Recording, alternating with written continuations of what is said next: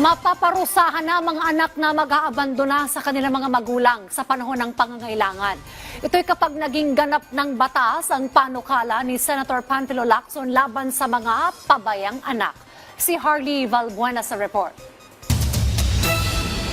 Ang 67 anyos na si Ginang Doribet de Vera, retirado na sa pagiging beautician at wala na ngayong regular na pinagkakakitaan. Umaasa na siya ng suporta mula sa kanyang 3 anak, lalo na't sakaling siya ay magkasakit. Maganda pa rin yung talagang tumutulong ka. Ibig sabihin, tumatanaw ka pa rin ng utang na loob sa magulang mo, nagpalaki sa'yo, nag-alaga sa'yo, nagpaaral.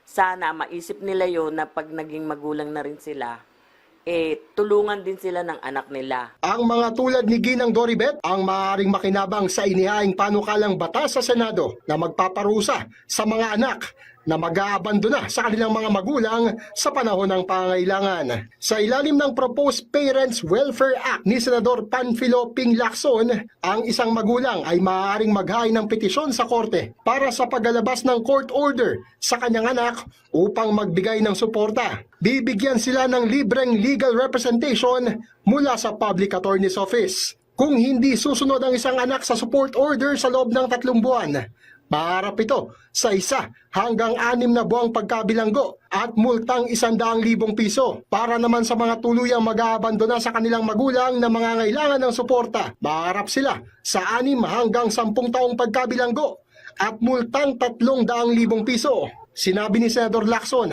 na layunin ng batas na itaguyod ang filial responsibility o moral at social obligations ng isang adult children sa kanyang magulang, lalo na tila nagiging normal na makakita sa lansangan ng mga inabandonang matatanda. Ang National Commission of Senior Citizens, suportado ang panukala pero nais nitong maisama rin sa parurusahan ang mga paglabag sa iba pang karapatan ng matatanda.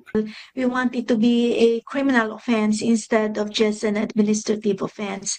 When you talk about violence, just like domestic violence, it encompasses a range of actions na being, suffered or being inflicted on an older person. So it can be emotional, it can be verbal, it can be physical, it can be economic even, no? Pero iginit ng NCSC na dapat magkaroon ng safeguards ang panukala laban sa posibleng pag-abuso.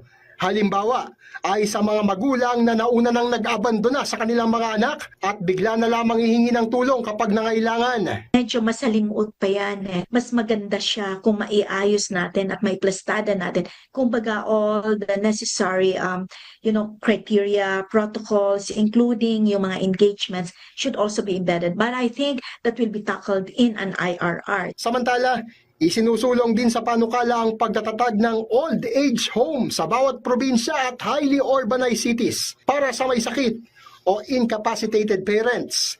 Sinabi naman ng NCSC na sa ngayon ay mayroon lamang 4 na residential care facilities ang Department of Social Welfare and Development para sa mga abandonadong senior citizens at ang iba naman ay private facilities. Harley Valbuena para sa Pambansang TV sa Bagong Pilipinas.